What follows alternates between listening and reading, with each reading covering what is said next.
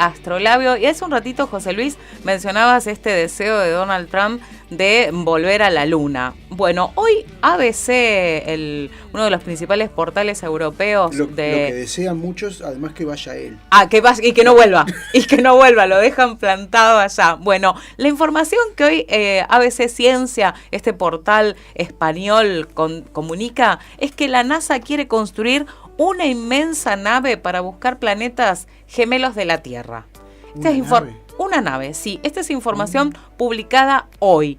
Los cada vez más potentes telescopios terrestres y la última generación de satélites cazadores de exoplanetas nos han permitido encontrar unos 4.000 candidatos a mundos en estrellas cercanas. Claro. Gracias a este sondeo inicial, dice el autor de este artículo, es que ahora sabemos que la mitad de las estrellas de la Vía Láctea albergan miles de millones de planetas desconocidos. ¿Cómo serán? ¿Albergarán vida?, pregunta el autor de este artículo de ABC Ciencia. Bueno, de momento se sabe que hay planetas de todo tipo y incluso algunos que no están presentes en nuestro familiar sistema solar. Mundos rocosos mayores que el nuestro, mini Neptunos, pequeños planetas gaseosos, dice la información, Júpiteres calientes cuyo nombre es bastante descriptivo.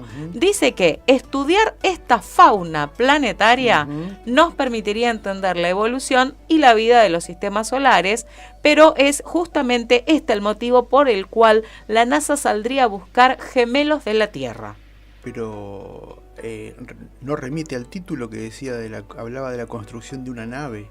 Bueno, la misión TESS de la NASA está cazando, dice, exoplanetas de años cortos en estrellas brillantes y próximamente las agencias espaciales van a lanzar importantes misiones para analizar y cazar estos exoplanetas, por ejemplo el Cheops, que refinará, dice, las mediciones del tamaño de cientos de mundos para estimar su composición. Esta es la información que está publicada hoy en tapa de ABC Ciencia, este portal español. Se refiere a que estas no son naves para ir hasta allá, sino son, digamos... tipo sondas. Telescopios en órbita, así. No necesariamente ópticos, sino también pueden estar en otras longitudes de onda. Pero sí, como decíamos recién con Santiago, la meteorología es la gran enemiga de la astronomía. Entonces, si uno sale de la atmósfera, mucho mejor. Pero como decíamos también en el programa anterior con el profesor Forte, la tecnología está ayudando a una especie de refundación de la astronomía desde la superficie de la Tierra, con los telescopios ubicados en estos 3 lugares que hay en el planeta donde casi nunca hay nubes: Hawái, el norte de Chile y las Islas Canarias. Dice este informe de la NASA que esto está siendo un poquito caro y complejo tecnológicamente, pero aún así van a seguir avanzando. Que no se hagan problema, que nos avisen cualquier cosa. Le prestamos hacemos una vaquita acá, Andrés Larraona pone la alcancía. Claro. Eso es lo que acaba de decirme por Talbac. Hacemos una vaquita, no es cuestión por una cuestión de dinero quedarse con la duda de si hay vida en otro planeta. Por supuesto. Claro. Y la otra información que hoy comparte también un portal español tiene que ver con que encontraron una antigua nave perdida en el espacio hace 50 años. Se trata de la cápsula Snoopy, que llegó a ser tripulada por 2 hombres y que quedó en paradero desconocido en la órbita solar desde 1969. Pero Snoopy... Tripulada por... ¿Pero eso qué es? ¿De dibujitos animados? No. Snoopy, dice, es una de las 2 cápsulas que formó parte del Apolo 10. Esta misión que sirvió de ensayo general antes del primer aterrizaje del hombre en la Luna y junto con su compañera Charlie Brown debían escenificar el histórico momento, aunque sin el glorioso final que se produjo 2 meses después. La encontraron. Claro, pero no estuvo tripulada por seres humanos ni por otro ser vivo. Están mintiendo mucho este portal español, lo vamos a tener que chequear. Usted dice que además, con todos los ojos puestos en los preparativos, bueno, la tripulación del Apolo 10, que estuvo formada por el comandante Thomas Stanford junto a sus compañeros, John Young y Eugene Cernan, pudo escoger el nombre de las 2 naves que componían esta misión y la llamaron Snoopy, y sería la sonda encargada de quedarse a pocos kilómetros de la superficie con los astronautas adentro. Ahora estoy recapitulando. Es el módulo de servicio de las Apolo. Las Apolo estaban formadas por un módulo de comando donde iban 3 astronautas y el módulo de servicio donde tenían equipos auxiliares, también podían pasar un rato ahí haciendo experimentos, etcétera. Ese módulo de servicio era, una vez que ya cumplía su función, cuando estaban por reingresar a la atmósfera de la Tierra, el módulo de servicio se lo desechaba, y en general se pensaba ¿Eso que... es lo que sería como basura que queda afuera? La chatarra espacial. La chatarra espacial. En principio lo que se tenía programado era que reingrese a la atmósfera de la Tierra y se queme, porque no tienen escudo protector, etcétera. Pero digamos, lo que sí es cierto, lo que es novedoso, que lo hayan encontrado aún orbitando, ¿no? La encontraron, y quizás orbitando el Sol, quiere decir que lo despidieron para que no permaneciera en órbita de la Tierra.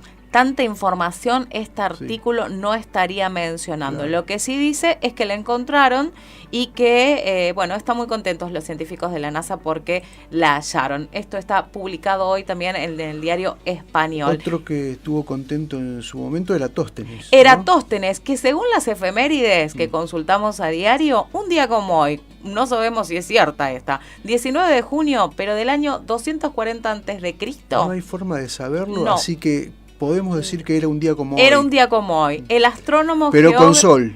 Probablemente, porque si no pudiera haber hecho la determinación. Exactamente. Este astrónomo, geógrafo, matemático y bibliotecario griego calculó la circunferencia de la Tierra. Es muy interesante cómo lo hizo. Sí. Porque además de descubrir que sus cifras eran increíblemente precisas, esto se descubrió muchos años después, este griego lo que notó es que al mediodía, en el solsticio de verano, el Sol se encontraba directamente encima de Siena, o en la actualidad lo que sería Asuán. En ese momento el reloj de Sol no proyectaba sombra, pero hacia el norte, que estaba Alejandría, el Sol no se encontraba directamente encima, por lo que un reloj de Sol proyectaba sombra incluso al mediodía. Claro, exactamente. No fue que Eratosthenes estaba en Siena y envió un WhatsApp a Alejandría preguntando si el Sol arrojaba sombra en algún gnomon, no. Él vio que había sombra en Alejandría casi un año después. Sí. Para la misma fecha en que él observó que en Siena no había sombra, él estaba en Alejandría y, digamos, asumió que las condiciones geométricas eran parecidas o las mismas, y a partir de esas dos mediciones, mirando nomás, digamos, habrá tenido alguna regla, algo así, para medir la sombra en Alejandría, pero solo con esos dos elementos, mirando la sombra de un gnomon, o sea, un palito que arroja sombra, o como dice la historia, él vio que en Siena el sol iluminaba el fondo de cierto pozo, por lo tanto dijo, el sol está en el cenit en Siena este día. Un año después en Alejandría observa sombra en un gnomon y con solo eso calcula que no es más que geometría elemental, Geometría que aprendemos en la escuela primaria. Lo único que hay que asumir, digamos, es que la Tierra es esférica. Entonces él asumió que la Tierra es esférica, como muchos en ese momento sabían, y aplicando algo de geometría elemental y mucha inteligencia, digamos, para darse cuenta de que... Muy observador, él calculó el tamaño de la Tierra. Si uno dice, la Tierra es esférica y puedo calcular su radio, obviamente estamos hablando del tamaño de la Tierra. Hay un dato que él necesitaba tener para hacer ese cálculo, que era la distancia entre Siena y Alejandría. Los kilómetros. Los kilómetros en ese momento se medían en estadios. Ajá. Entonces él sabía que la distancia entre Siena y Alejandría era de tantos estadios, ¿no? Una medida que se usaba en ese momento, en Grecia principalmente, aunque acá estamos hablando de África, ¿no? Entonces él con esa distancia calcula el radio de la Tierra.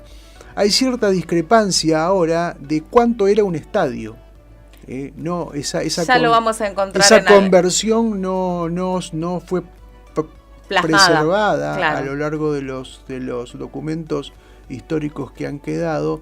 Entonces hay cierta incertidumbre de cuánto era un estadio, pero digamos, en el rango de valor de lo que sería el estadio traducido a metros, el cálculo de Eratóstenes, que también fue en estadios, ¿no? Él calculó el radio de la Tierra en estadios, puede llegar a ser muy preciso.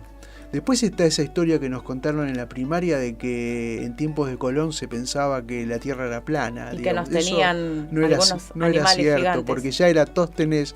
En el 240 antes de Cristo. Antes de Cristo, o sea, 1600 estamos hablando de 2300 años atrás. Claro, 1600 años antes de Colón, este hombre tenía la situación geométrica de la ya Tierra controlada, re clara.